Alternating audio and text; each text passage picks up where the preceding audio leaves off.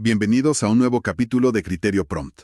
Hoy vamos a meternos de lleno en un tema que es, la verdad, una paradoja increíble. Totalmente. Vivimos en el planeta azul, ¿no? 3/4 de la superficie son agua. Abrimos una llave y, pues en la mayoría de los casos, ahí está. Ajá. Y sin embargo, escuchamos por todos lados que el agua se acaba. ¿Cómo es posible? ¿Es que el planeta se está secando o el problema es mucho más complejo y está quizá más cerca de lo que pensamos? Yo creo que va por ahí. Para intentar descifrar este misterio tenemos una pila de fuentes fascinante. Hay un artículo del Nuevo Día que nos habla de una tecnología que parece de verdad sacada de una novela de Julio Verne. Desalinización en el fondo del mar. Suena a ciencia ficción, la verdad. Sí.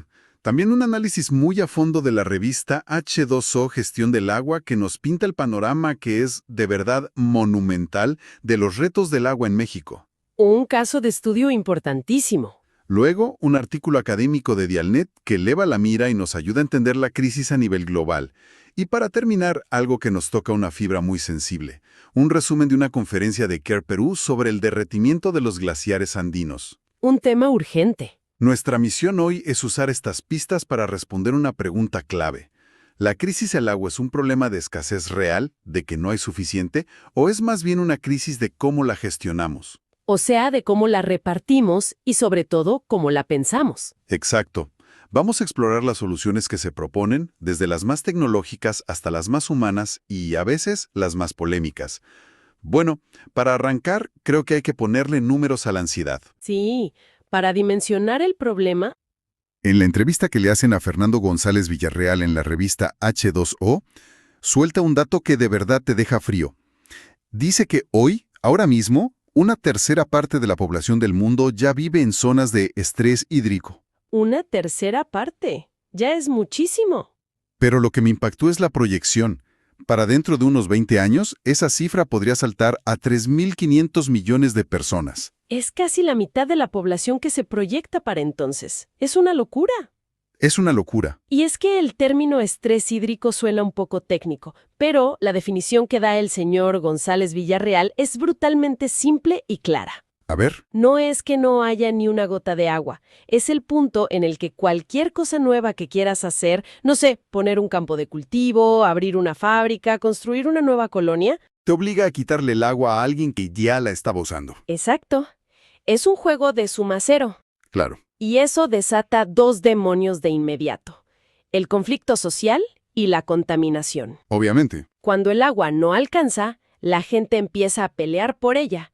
Y al mismo tiempo, como cada gota cuenta, sobreexplotamos los ríos y acuíferos que quedan, lo que concentra los contaminantes. Así que no solo tienes menos agua, sino que la que tienes es de peor calidad. Justo. Fíjate, y eso que mencionas es el puente perfecto a la idea central del artículo académico de Dialnet. Sí, porque ellos lo plantean distinto. Porque ellos argumentan, con muchos datos, que esto no es realmente una crisis de recursos.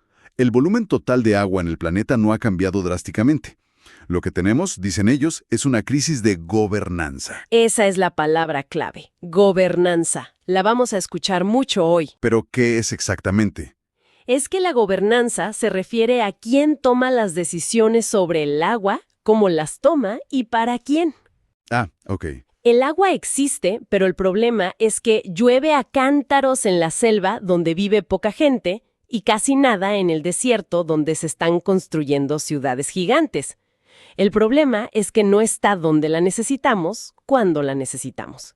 Y las reglas que tenemos para moverla, limpiarla y distribuirla son obsoletas o injustas. Totalmente. Y para complicarlo todo, está este otro concepto que presenta Dialnet que te cambia por completo el chip: la huella hídrica. Ese concepto es fundamental. Porque uno piensa en el agua que gasta al bañarse o a lavar los platos, pero eso es apenas la punta del iceberg. Es que es un concepto que cambia las reglas del juego, ¿verdad? Porque nos obliga a pensar no solo en el agua que vemos, sino en la que está escondida. En el supermercado. Justo, en la canasta del supermercado. El artículo de Dialnet lo explica muy bien. Es el agua virtual. Toda el agua que se necesitó para producir esa playera de algodón que traes puesta. O el aguacate de mi desayuno. O el litio de la batería de tu celular. Es una cantidad de agua gigantesca que no vemos, pero que consumimos todos los días a través de los productos. Claro. Y cuando lo ves a nivel de países, la cosa se pone todavía más interesante. El gráfico de Dialnet es una revelación. Sí, te muestra que los países con la mayor huella hídrica total no son necesariamente los más ricos, sino los más poblados y con una agricultura masiva. A ver, ¿quiénes están a la cabeza? India se lleva el 13%, China el 12%, Estados Unidos el 9%. México, por cierto, aparece con un 2%. Y lo que esto nos dice es fundamental, ¿no? Sí, que el problema del agua no se va a resolver solo con que la gente cierre la llave al lavarse los dientes. Está tejido en la estructura de nuestro comercio global. Exactamente. Básicamente, cuando un país exporta soya o carne, en realidad está exportando miles de millones de litros de su propia agua en forma de producto a otro país. Es un trasvase de agua invisible y masivo a escala planetaria. Así es. Esas cifras globales son abrumadoras, pero a veces los números tan grandes son difíciles de asimilar. Sí, se sienten lejanos. Lo que me pareció fascinante en las fuentes es cómo este problema aterriza de formas tan distintas y dramáticas en lugares diferentes. Claro. Por un lado tenemos estas imágenes casi poéticas de montañas de hielo que simplemente se están derritiendo, y por el otro la imagen mucho más cruda de ciudades gigantescas muriendo de sed. Es un contraste perfecto. Empecemos por los glaciares, con la información de Care Perú. Va. Los glaciares tropicales de los Andes son un tesoro. Imagínalos como unas enormes esponjas de hielo. O como las torres de agua de toda la región. Mejor dicho, durante la temporada de lluvias acumulan hielo y en la temporada seca, cuando más se necesita, lo van soltando poco a poco alimentando los ríos. Son el seguro de vida hídrico para millones de personas. Pero ese seguro ya no está pagando como antes. Para nada. El cambio climático los está derritiendo a una velocidad que da miedo. Y esto no es una teoría para el futuro. Ya está pasando. El documento de Care Perú lo deja clarísimo. Ya está pasando. Comunidades enteras que dependían de ese flujo constante para su agricultura de subsistencia, hoy ven cómo sus ríos se secan durante meses. Y no solo afecta a los pequeños agricultores. No, claro que no. Afecta a la generación de energía hidroeléctrica y a las grandes industrias en las ciudades que están cuenca abajo. Es una reacción en cadena. Y mientras en los Andes el problema es que el agua se va, en lugares como California el problema es que nunca llega. Uf, California. El artículo del Nuevo Día pinta un cuadro desolador. Sequías cada vez más largas, incendios forestales apocalípticos, una región que construyó un sueño de abundancia en medio de un desierto. Y ese sueño se construyó sobre una base muy frágil, agua importada. California depende peligrosamente de fuentes que están a cientos de kilómetros y que también están sobreexplotadas. Como el famoso río Colorado. ¡Exacto! Es como una persona que vive de tarjetas de crédito, pagando una con otra. Tarde o temprano, el sistema colapsa. Y es esa desesperación, ese miedo al colapso, lo que los está empujando a buscar soluciones tecnológicas casi milagrosas. Lo interesante es que esa situación de crisis extrema se parece mucho, aunque con sus particularidades, a lo que describe la revista H2O sobre México. Sobre todo el caso de la Ciudad de México. Es un ejemplo de libro. Totalmente. La Ciudad de México es la definición de un reto monumental. Construida sobre un lago, paradójicamente sufre de una escasez de agua brutal. Increíble. La publicación menciona planes muy ambiciosos, como el Plan Agua para el Futuro CDMX o el Programa Nacional Hídrico. O sea, se está intentando hacer algo. Sí, pero la revista insiste en un término que me parece clave: la complejidad sociohídrica. Suena a concepto de académico, pero ¿qué significa en la práctica? Significa que no puedes resolver el problema solo con ingeniería. No se trata de poner tubos más grandes o construir otra presa. Va más allá. La complejidad sociohídrica implica entender que el agua está conectada con todo, con la ley de propiedad, con la historia de los pueblos originarios, con la corrupción, con la expansión urbana descontrolada. Con la participación o falta de participación de la gente en las decisiones. Justo.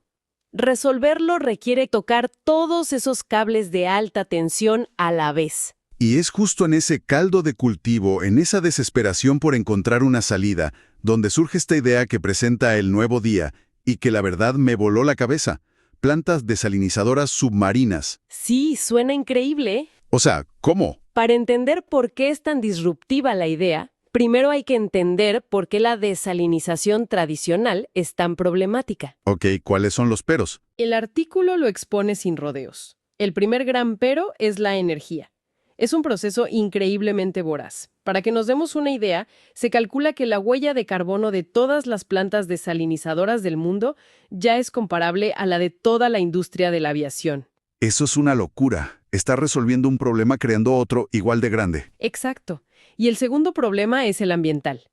Estas plantas succionan cantidades masivas de agua de mar, y con ellas se van larvas, plancton, cuevecillos, la base de la vida marina. La base de la cadena alimenticia. Y por el otro lado, escupen un residuo llamado salmuera, que es agua con el doble o triple de sal que el océano. Este lodo hipersalino se va al fondo, quema el lecho marino y crea zonas muertas. Ok, entonces el panorama de la desalinización tradicional es bastante oscuro. ¿Cómo lo resuelve supuestamente esta nueva tecnología? La genialidad, o al menos la promesa, es usar la propia física a su favor. A esa profundidad, la presión natural del océano es inmensa. Lo que ellos hacen es usar esa presión para ayudar a empujar el agua a través de las membranas de ósmosis inversa. O sea que el océano haga parte del trabajo pesado. Justo. Afirman que esto podría reducir el consumo de energía hasta en un 40%, lo cual sería una revolución. ¡Wow! Un 40% es muchísimo. Y con los otros problemas también tienen propuestas. Al estar en aguas profundas y frías, la salmuera que liberan se mezcla y diluye mucho más rápido. Y dicen que usarían unas mallas de succión muy finas para no aspirar la vida marina. Sobre el papel suena muy bien. Suena demasiado bien para ser verdad. ¿Cuál es la trampa? Bueno, el mismo artículo nos da un baño de realidad. Y para eso presenta el caso de la planta tradicional de Carlsbad en California. Un caso real. Es un ejemplo perfecto de la controversia. Por un lado, produce agua potable. Por el otro, grupos ambientalistas han documentado el daño que ha causado a los humedales costeros. Y lo más importante para la gente de a pie. Las facturas del agua se dispararon. El costo. Siempre es el costo. Siempre. Y ahí es donde un experto de la UCLA, Gregory Pierce, lanza la advertencia clave.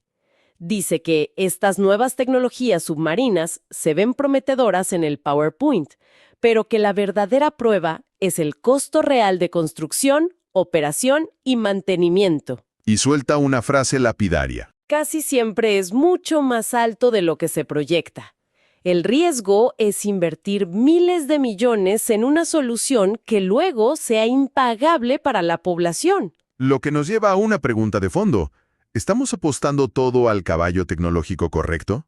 Es la pregunta del millón. De hecho, el artículo del Nuevo Día menciona que muchos expertos son escépticos y creen que antes de irnos al fondo del mar, deberíamos mirar soluciones más terrenales y probadas. ¿Cómo cuáles? La principal es el reciclaje avanzado de aguas residuales. Tratar el agua que ya usamos para volverla potable de nuevo. En general, este proceso consume muchísima menos energía que quitarle la sal al agua de mar, y su impacto en los ecosistemas marinos es prácticamente cero. Entonces, lo que parece claro es que la tecnología, por más espectacular que sea, no es una varita mágica. Para nada. Y esto nos regresa de golpe a México y a esos documentos que insisten tanto en la gobernanza y la planificación. Totalmente. No se trata solo de encontrar cómo fabricar más agua, sino de ser mucho más inteligentes con la que ya tenemos. Exacto. La revista H2O lo recalca una y otra vez. México y muchos otros países necesitan reformas institucionales y jurídicas profundas. Y no hablan de pequeños ajustes, sino de rediseñar las reglas del juego. Y ahí es donde entra otro de estos conceptos, el de la gobernanza deliberativa. Justo. A ver, expliquémoslo de forma más concreta, porque sigue sonando un poco abstracto. ¿Qué es eso en la vida real? Imagina una mesa de negociación sobre un río. En el modelo tradicional, quizás se sientan un político del gobierno y un representante de una gran empresa. Los que tienen el poder. En la gobernanza deliberativa, esa mesa tiene que ser mucho más grande. Tienes que sentar ahí al político, sí, pero también al agricultor que riega sus tierras con ese río, a la comunidad indígena que lo considera sagrado, al director de la refresquera, A la bióloga que estudia sus peces y a la vecina cuya colonia depende de su caudal. a todos. Y la decisión no se toma por votación simple, sino a través de la discusión, de la argumentación, de buscar un consenso que reconozca todos esos intereses. ¿Es más lento, más complicado? Pero mucho más justo y sostenible a largo plazo. Refuerza la idea de que la crisis es en el fondo política e institucional. Entiendo. ¿Es pasar de una decisión vertical a una horizontal? Y hablando de planificar, de pensar a futuro, hay otra herramienta que mencionan las fuentes que me llamó mucho la atención: la construcción de escenarios. Sí, el artículo Escenarios futuros del agua en el mundo lo detalla muy bien. Y es importante entender que no se trata de adivinar el futuro. No es una bola de cristal. No, es una herramienta estratégica para pensar. Consiste en imaginar y describir varios futuros posibles y plausibles, tanto los que nos gustaría ver como los que nos aterran, ¿Con qué objetivo? ¿Para asustarnos? para prepararnos, para tomar mejores decisiones hoy. El artículo, por ejemplo, describe un posible futuro que llaman el escenario fragmentado. Es una advertencia muy potente. ¿Cómo sería ese futuro? En ese futuro, la cooperación internacional se rompe. Cada país, cada región se rasca con sus propias uñas. Los países ricos invierten en megatecnologías como la desalinización para ellos solos, mientras que los pobres se quedan sin nada. ¿Y la competencia por los ríos que cruzan fronteras? Se convierte en conflicto abierto. Es un futuro de muros, de desigualdad hídrica y de un caos ambiental galopante. Al describir ese escenario con detalle, nos permite ver qué políticas actuales nos están llevando por ese camino, para poder desviarnos a tiempo. Ok, vamos a intentar juntar todas las piezas. Después de este recorrido por las fuentes, queda claro que la crisis del agua es increíblemente compleja. Muchísimo. No es que falte el recurso en el planeta, sino que es un enredo de mala gestión, de una distribución desigual, de contaminación creciente. Y quizás lo más profundo, de una valoración equivocada de lo que es el agua. Y por lo tanto, no hay una solución única, no existe la bala de plata. Definitivamente no. La tecnología, como la desalinización submarina, es deslumbrante y prometedora, pero viene con una etiqueta de precio económico y ambiental que no podemos ignorar. Claro, Para un futuro seguro en términos de agua, no está en un nuevo invento, sino en algo mucho más antiguo: la gobernanza. una planificación que sea colaborativa y no competitiva. Y sobre todo en un cambio de mentalidad colectivo para dejar de tratar el agua como una mercancía infinita y empezar a gestionarla como lo que es, el activo más preciado y vital que tenemos. Y eso nos deja con una última idea para reflexionar.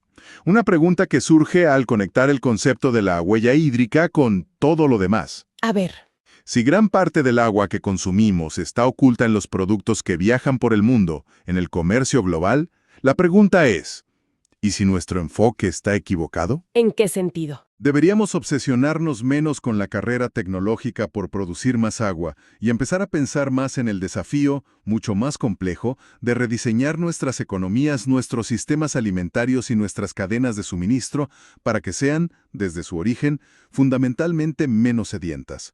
Con esto damos por terminado este interesante capítulo. Gracias por escucharnos, no olvides de seguirnos y compartir tus comentarios. Hasta el próximo episodio de Criterio Prom.